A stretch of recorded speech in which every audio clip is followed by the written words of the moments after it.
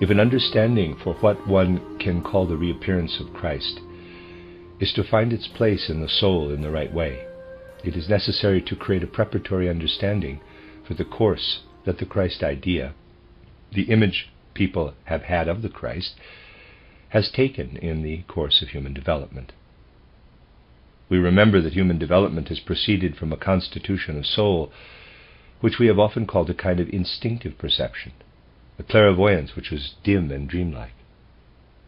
And we have, on repeated occasions, characterized the different epochs of human development in such a way that we have placed the corresponding form of this constitution of soul into different times. Today we will remind ourselves that there were still strong remnants of this old clairvoyant condition of humanity, existing at the time of the occurrence of the mystery of Golgotha. The mystery of Golgotha is to be understood, in the first place, as a fact, but as a fact which in its inner essence can never be grasped by the intellect, which since the middle of the 15th century has constituted the soul life of modern civilization, but which was already prepared for in Greek and Roman times. Thus one can say, during the course of Greek and Roman history, when the mystery of Golgotha was accomplished on the earth, there were still strong remnants of the ancient clairvoyance existing in many people. Other people had already lost this clairvoyance, were already definitely in the beginnings of an intellectual development. This was particularly so in the Romans, and one can therefore say that in its reality, in its essence, the mystery of Golgotha was grasped at first only by those who still had a remnant of the old clairvoyance. It could be described, the symbolism too could be indicated, by those who had these remnants. This instinctive clairvoyance was a particular characteristic of the ancient Oriental peoples, and existed essentially in its last remnants, above all in these peoples. And Christ Jesus too did, after all, walk on the earth among Oriental people. Thus, the mystery of Golgotha was understood, first of all, through the remnants of ancient Oriental wisdom. And when this mystery of Golgotha moved toward the west, to the Greeks and the Romans, one could receive what was related by those people, who, out of the remains of the old clairvoyance, had understood what had really come to pass on the earth. And in order that there could be a perception, through an eyewitness, in quotes, of the soul, there arose in St. Paul, through a particular enlightenment which came to him at a late period of his life, a clairvoyant state through which he could convince himself of the truth, of the genuine nature of the mystery of Golgotha. What St. Paul was able to relate out of this conviction, what those who had preserved the remains of an old clairvoyance could bring forward concerning the mystery of Golgotha out of an ancient Oriental wisdom, could be received by people as news, could be clothed in the form of the germinating intellect. Intellect itself, however, was not able to penetrate the mystery of Golgotha. The way in which those who still had remains of the old clairvoyance spoke about the mystery of Golgotha is called Gnosis. And if I can put it so, the form of speaking about the mystery of Golgotha in the way that was possible with these remnants of old clairvoyance, this was Christian Gnosis. And the presentation of the mystery of Golgotha then reached posterity in the way I've described in my book titled Christianity as Mystical Fact. Thus the first understanding of the mystery of Golgotha was attained through these remains of the old clairvoyance, through the ancient instinctive Oriental perception. One could say that this ancient Oriental perception was preserved up to the mystery of Golgotha to such a degree that a truly human grasp of this mystery could find a place before the intellect broke in, and understanding for the mystery of Golgotha could no longer be found. Had the mystery of Golgotha come during the full flowering of the intellect, it would of course have made no impression on humanity at all. Thus the tidings of the mystery of Golgotha lived in the accounts of the old clairvoyant. And basically, as you know from my Christianity as Mystical Fact, the Gospels are nothing other than accounts concerning the mystery of Golgotha gained through clairvoyance. But then there spread out over humanity's development the wave which had already taken root in Greece, as I have described to you, which had its source particularly in Rome, and which can be seen as the wave that prepared the later intellectuality, but in which this intellectuality already lived. Dialectical legal thinking spread out and in turn led to civic political thinking. This spread from the south into those northern regions where, as I related yesterday, there was still a nature-based economy. Central European civilization, nourished at first by Rome, took shape primarily in the sign of the intellectual, the dialectical legal development of the human soul. In the midst of everything that occurred here, people could no longer themselves behold the mystery in the sense of the old spirituality, but received the accounts, the traditions, and clothed these in the forms of their own soul constitution. People clothed it more and more in dialectics. Through Rome, the mystery of Golgotha became clothed in dialectics. Out of what was Christian Gnosis, which still relied on vision, there took shape the pure dialectical theology, which went hand in hand with the establishing of the European Empire that later became nation-states. But the first great empire was actually the secularized, ecclesiastical, quote, empire of the Church, close quote, permeated by Roman judicial forms. Many external facts show how this dialectical, legal, political thinking, in which the old Oriental direct perception clothed itself, spread out over Europe. Charlemagne, for example, was a vassal of the Pope, who had bestowed on him his title of emperor.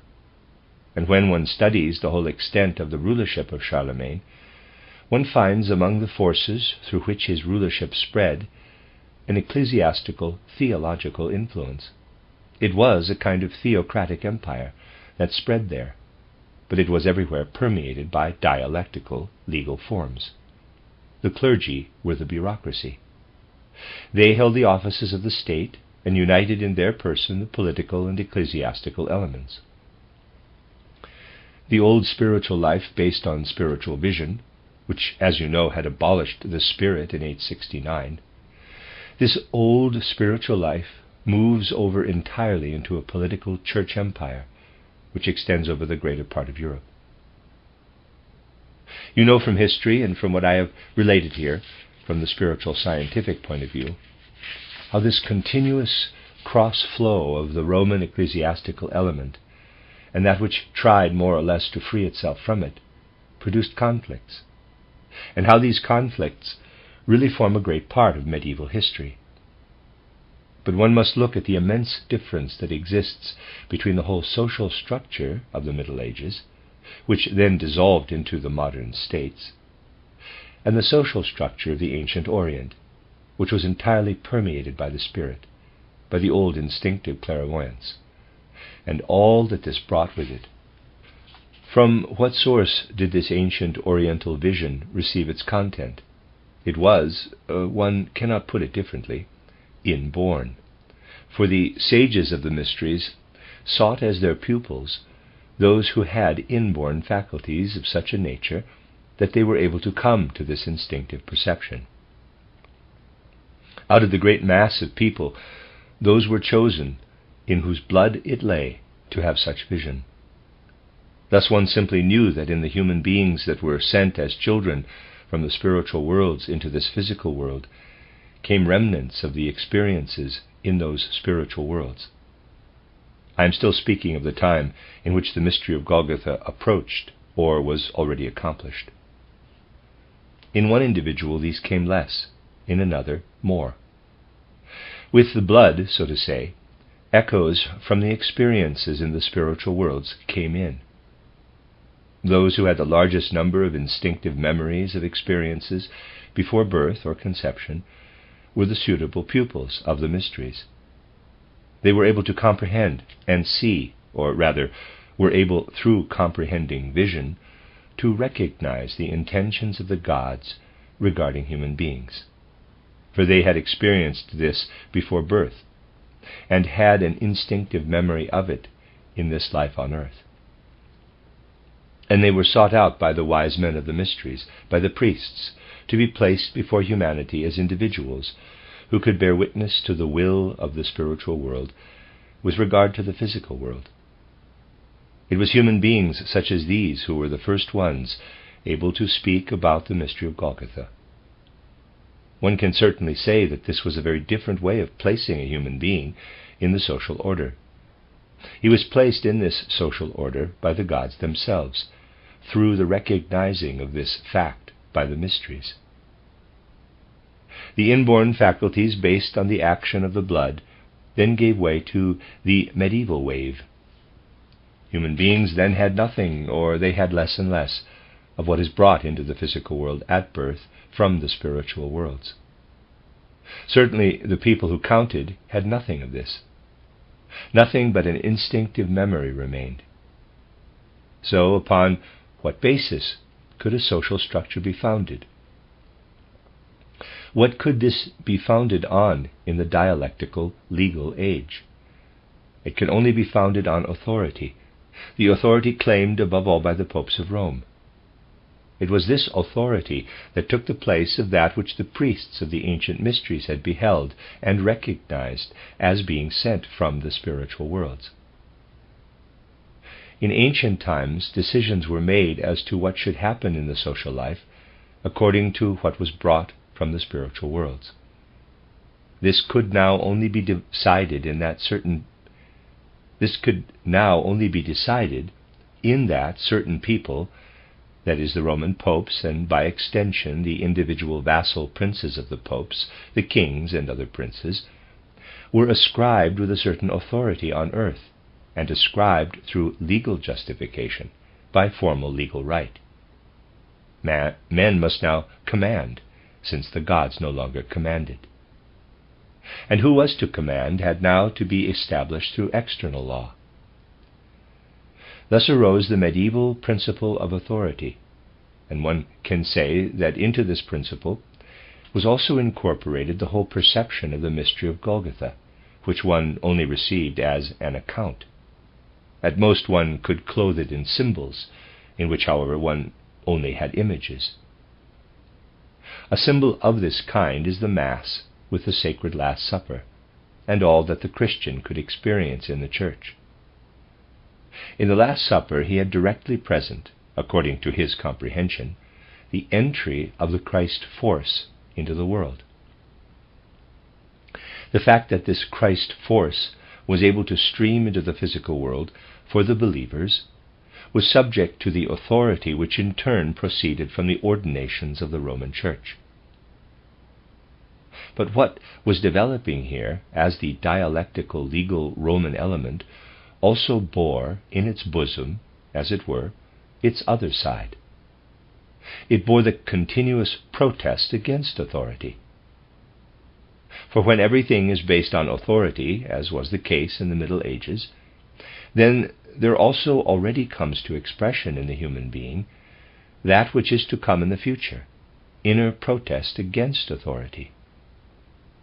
This inner protest against authority came to light through the most diverse historical phenomena, through such people as Wycliffe, Huss, and so on, who set themselves against the bare principle of authority, who wished to comprehend Christ out of their inner being, for which, however, the time had not yet come. In fact, one could only give oneself up to the illusion that one grasped Christ out of one's own inner being. Those men who still made their appearance as mystics in the Middle Ages also spoke of the Christ, but they did not yet have the Christ experience. But they did have the old accounts concerning the Christ, and this rebellion against authority became stronger and stronger, and because of this the urge to fortify this authority also naturally became stronger and stronger. And the strongest exercise of power to fortify this authority to put, in a sense, everything that proceeds from the mystery of Golgotha only on a basis of authority, and permanently so, came from Jesuitism. Jesuitism has nothing more of the Christ. Jesuitism already contains in itself a complete rebellion against the original understanding of Christ. The first understanding occurred in Gnosis, with the remains of the Oriental clairvoyance. Jesuitism took up only the intellectual dialectical element and rejected the Christ principle.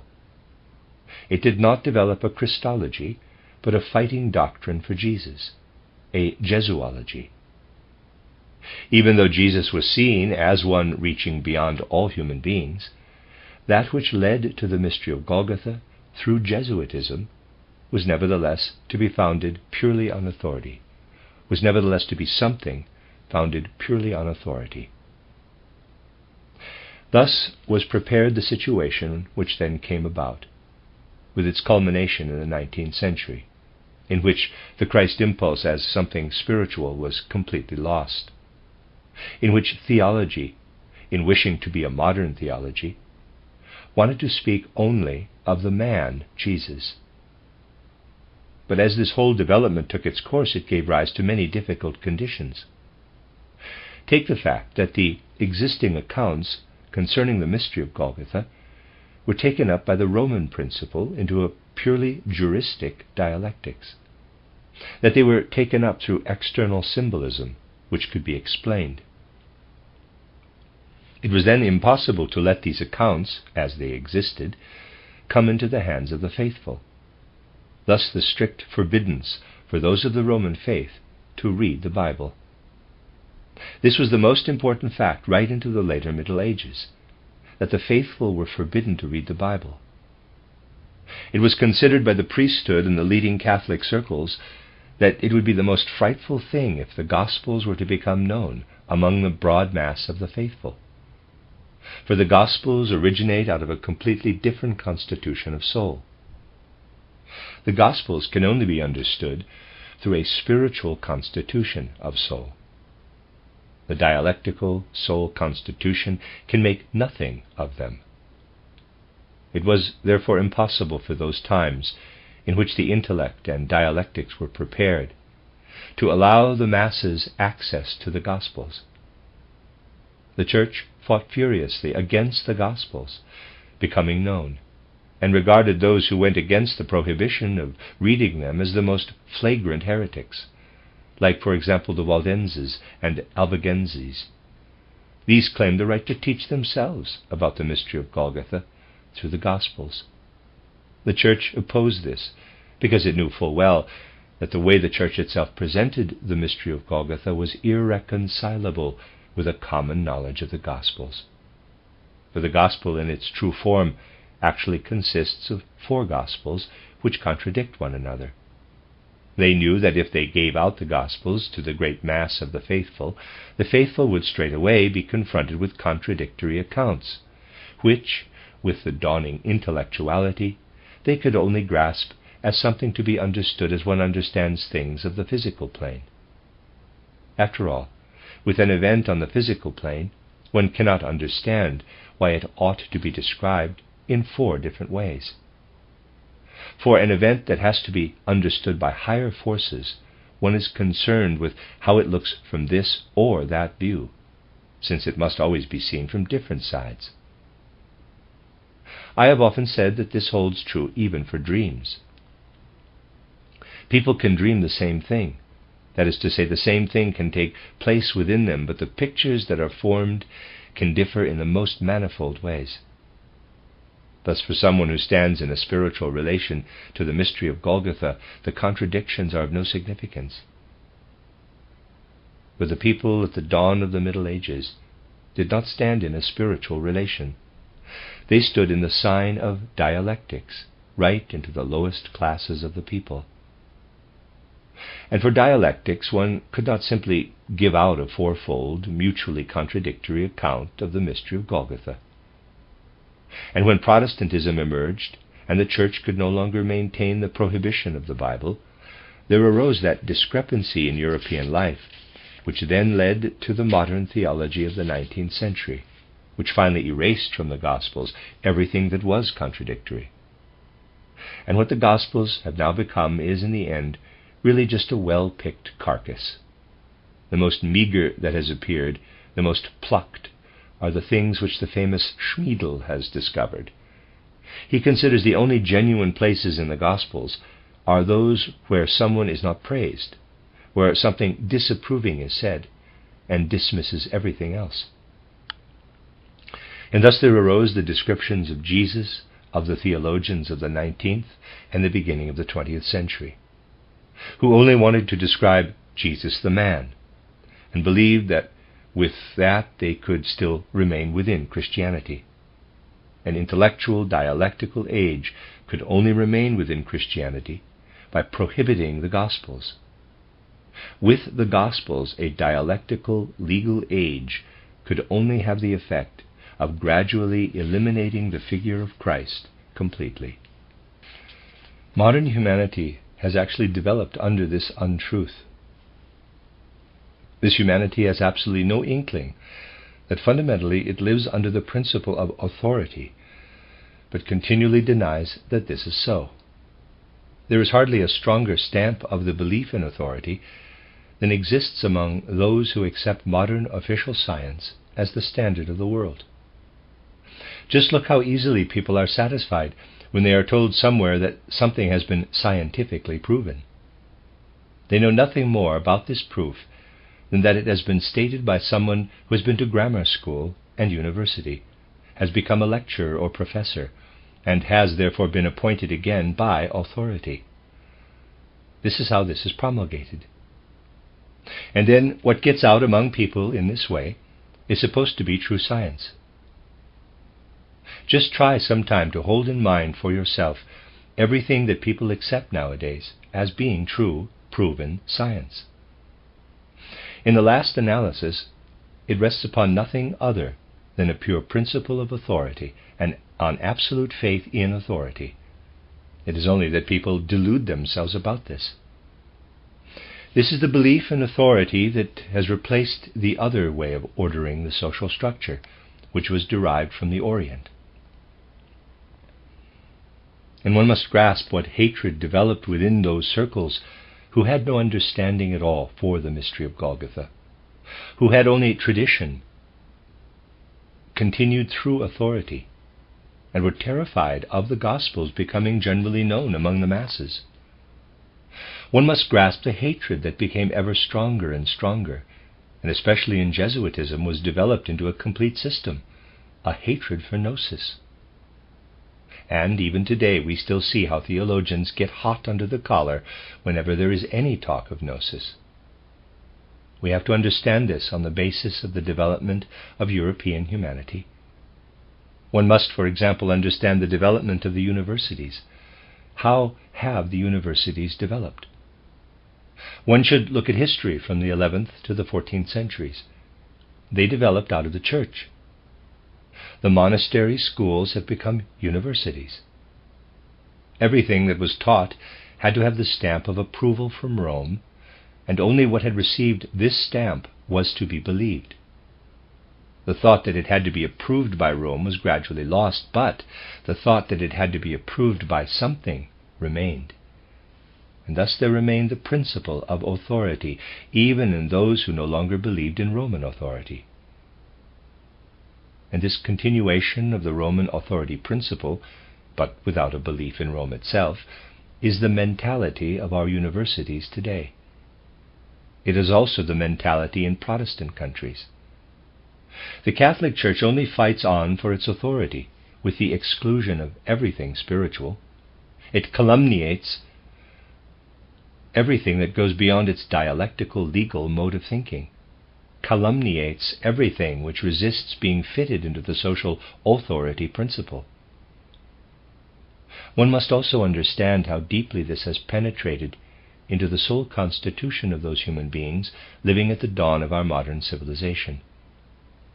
In this way, the majority lost the power to face the truth for themselves, and in the last resort this has produced the great confusion, the frightful chaos in which we are now living. But at the same time, we are now living in an age in which a faculty of vision, of supersensible perception, is again being prepared. It is the wish of spiritual science to prepare for this faculty, which humanity must take hold of again. Not the old instinctive vision, but a supersensible perception founded on full consciousness. Theology professors and others fight against this perception. They confuse it with the old Gnostic visionary gift, and say all sorts of things they do not understand themselves against this modern faculty. But this new vision is rising up as a necessity which must take hold of humanity, and it is into this faculty of vision that a true comprehension of the mystery of Golgotha can shine again. Thus, the course of man's image of Christ is as follows. The mystery of Golgotha takes place at a time in which remnants of the old clairvoyance still exist. Human beings can still just about understand it. They set down this understanding in the Gospels. Christianity moves westward and is taken up by Rome in the dialectical spirit.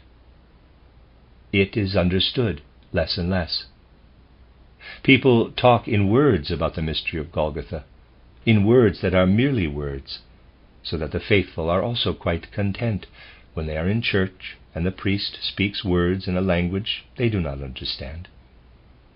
For it is not a matter for them of understanding, but a matter at most of living in the general atmosphere which is directed to the mystery of Golgotha. And the real connection of human beings with the mystery of Golgotha is lost. It is lost more and more. At a certain point in the Middle Ages, people begin to debate the significance of the symbol in which the continuous communication of the mystery of Golgotha had clothed itself. People begin to debate, for example, the significance of the Last Supper. But as soon as people begin to debate something, it means they no longer understand it. What lives in the evolution of humanity lives as experience. As long as people have the experience, they do not dispute it. When the conflict over the nature of the Last Supper arose in the Middle Ages, the very last traces of understanding for the Last Supper were gone. The play of dialectics had already taken possession of it. And so the modern life of humanity unfolded until the prohibition of the Bible could no longer hold. In theory, all Catholics are still forbidden to read it. Theoretically, they are allowed to read only that extract that is prepared as if the Gospels were a unity. Even today it is strictly forbidden for Catholics to occupy themselves with the four Gospels because, of course, the moment one goes into the four Gospels with a modern spirit, where they are read in the same way one reads an account of the physical plane, they fragment into shreds. It is irresponsible when people who are fully aware of this, and who have also experienced how in the course of the 19th century, under the philologizing of theology, the Gospels have been destroyed, when these people have the cheek, it cannot be called anything else, to say that anthroposophy explains the Gospels in an arbitrary way, that it reads all sorts of things into them. These people know that the connection with the mystery of Golgotha is lost if the Gospels are not understood in a spiritual sense. One experiences people getting up onto the platform and again gabbling from a Catholic or Protestant point of view about how anthroposophy puts things into the Gospels, although they know perfectly well that if no spiritual comprehension is given to the Gospels, they must radically destroy the Christian constitution of soul. If people would only pay more attention to how the majority of those who utter such nonsense about anthroposophy are really only concerned with keeping their office in the most comfortable way, in the way they learned in their youth. If people knew that in these theologians there is living not the slightest feeling for truth, but only fear of losing their comfortable way of comprehending things, then we would get much further in rejecting the sort of Frohnmeyers and similar people who no longer possess the slightest spark of any sense of truth. What is to be saved today is the mystery of Golgotha itself. And preparation must be made so that this mystery of Golgotha may shine forth again to human imagination. For it cannot shine forth to the intellect. The intellect can only dissolve it. The intellect can either only wipe it from the world with its art of philology, or preserve it by a tyrannical authority in the Jesuitical sense, which does not strive for truth, but only for a comfortable life. For those, however, who strive for truth, the path today leads toward imagination. That is, to conscious perception of the spiritual world. And the important thing is that, from the vantage point of this conscious perception of the spiritual world, one should be in the position to comprehend once again the whole being of humanity. Above all, it is essential that all human education and instruction be given from this point of view. We know that until the age of 7, until the change of teeth, the child lives in imitation. Imitation is in fact nothing less than a continuation of what, in a completely different form, was present in the spirit world before birth or conception. There, in the spiritual world, one being merges into another, and this is then expressed in the child's imitation of the people around it, as an echo of its spiritual experiences. Then from the 7th year, from the change of teeth up to puberty, comes the child's need for authority. What still lives in childish imitation lived in a certain way in the whole human nature during the ancient Oriental culture. Those who worked out of the mysteries worked with such a powerful force that other human beings followed them, as the child follows the grown-ups in its environment. Then came the principle of authority. And now the human being is growing out of this principle and is growing into that principle which begins to show itself after puberty, although, of course, in a personal, individual way, different from the way it is in the development of humanity as a whole. Today, the human being is approaching the time when it will be necessary to develop in himself something which cannot be developed of itself. The child comes into the world as an imitator. In the ancient Oriental social life, it also came into the world as an imitator. But what lived in the child as the principle of imitation remained active even into the time of authority. The time of discerning judgments remained active with regard to social affairs and everything that was encompassed as the religious life. The authority principle in the ancient Orient applied only to the immediate environment. The greater affairs of life remained in the form of childlike experience. These larger affairs of life then came into the times of the Middle Ages. The authority principle prevailed, and now, for the first time, a withdrawal from the authority principle asserted itself. The principle of individual judgment arose. All that was developed for the affairs of the religious life, the artistic life, for human life in general, that goes over and beyond the immediate elementary affairs of nature, could be found in the child who brought it with him into the physical world from the spiritual worlds through the blood. When the authority principle still held sway, one only needed to build upon something which, with a certain necessity, developed out of the still quite unconscious etheric body. Today, when the principle of independent judgment is appearing, there arises an enormous new responsibility for pedagogy and didactics. There arises the fact that one must look in the growing child toward what will emerge. When a child reaches the age of 15, the astral body is born in him. There is born in him that which carries into the world, now not unconsciously, but in a more and more conscious way, the experiences of the spiritual world.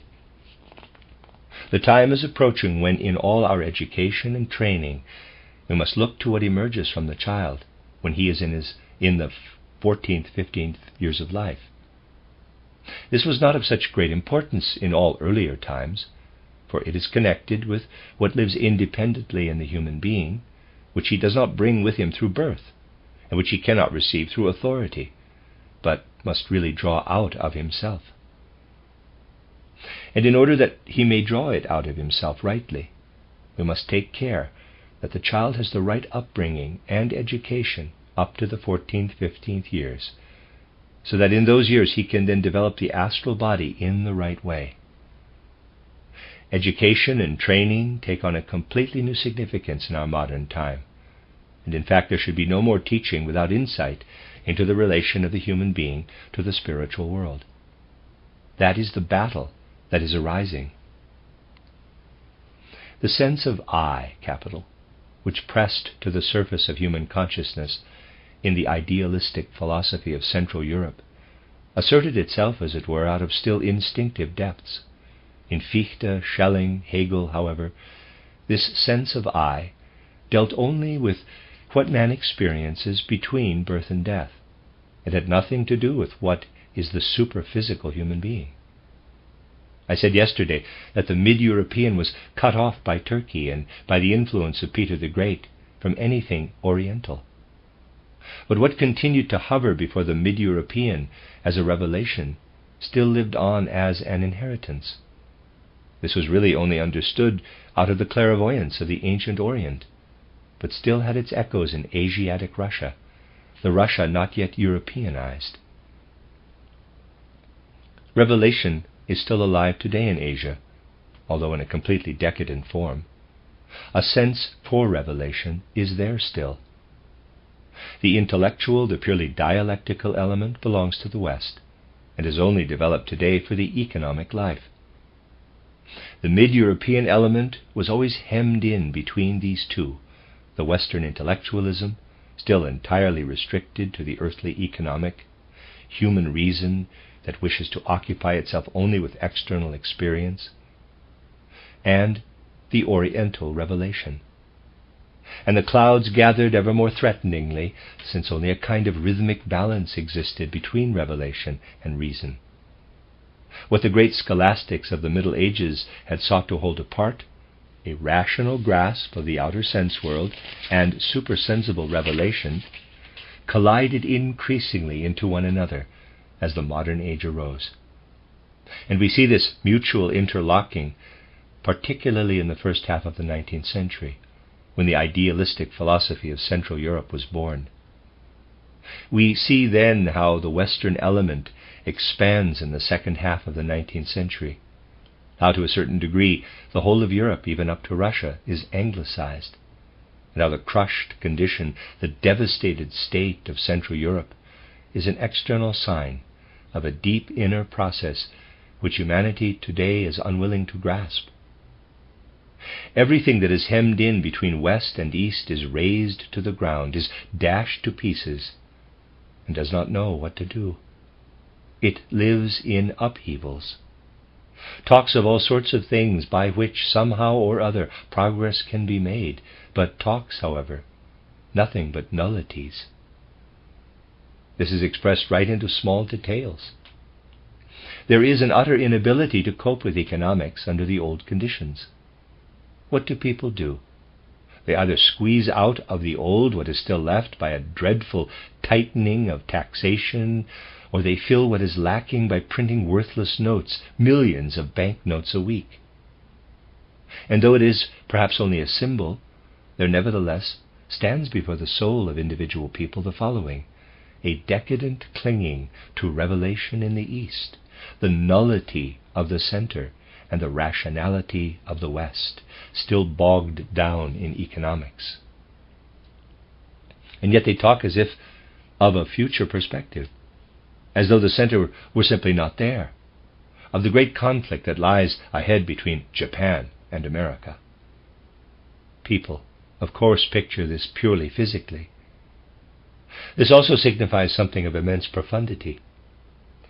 And when the decadent element existing in the East and that which is as yet unborn in the West clash together through ignoring the center, then the sense of I, which came to expression in the center, is submerged in that chaos that arises through the crushing from east to west. Contemplation of the I vanished with the idealistic philosophy of Central Europe. It has ceased to exist since the middle of the 19th century. and what people tried to create as political structure out of the upheavals, that too lies on the ground today. Impossible political structures spring up like that of Czechoslovakia, which quite certainly in the long run cannot live and cannot die.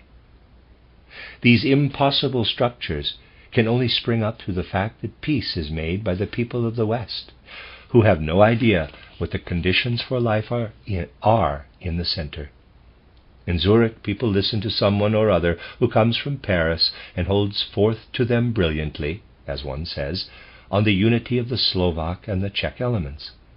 The listeners are astounded at what such a professor makes known about the predestination of Czechoslovakia, because they have no idea of the conditions for life in the East, and because they do not know that what is brought into the being there is only the squeezing element, the crushing together of East and West. People still cover their eyes so as not to see what the external symptoms are saying. You won't believe how even here in Central Europe scenes take place, though at the present time still very much toward the east, where remnants of the troops who carried the war on their shoulders appear here and there.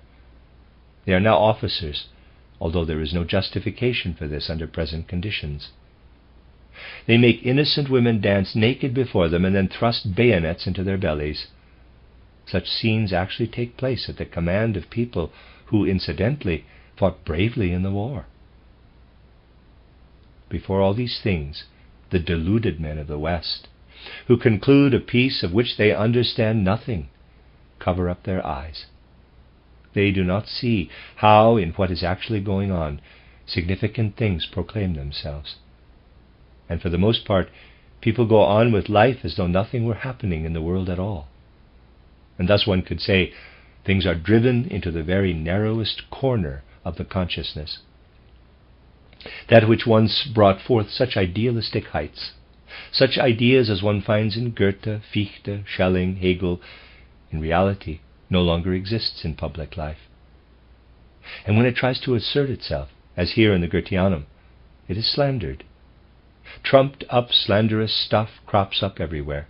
People cite it as something which they pretend to understand and must pass judgment on. Something is developing into nullity, which a century ago was still radiant spirit life. And above this the clouds are rolling together from the east and the west. And what is the meaning of this that must come to expression in the most frightful way in coming decades? What is its meaning? On the one hand, it is the challenge to stand firm on the ground that would give birth to the new life of the Spirit. On the other hand, it is the sign in the heavens of that which has been spoken about among us for some time, the approach of the Christ in the form in which he must be seen from the 20th century onward. For before the middle of this century is past, the Christ must be seen. But before that, all that remains of the old must be driven into nullity. The clouds must gather. The human being must find his full freedom out of nullity, and the new perception must be born out of this nullity. The human being must find his whole strength out of the nothingness. It is but the desire of spiritual science to prepare him for it. This is something of which one may not say that it desires to, but that it must desire to.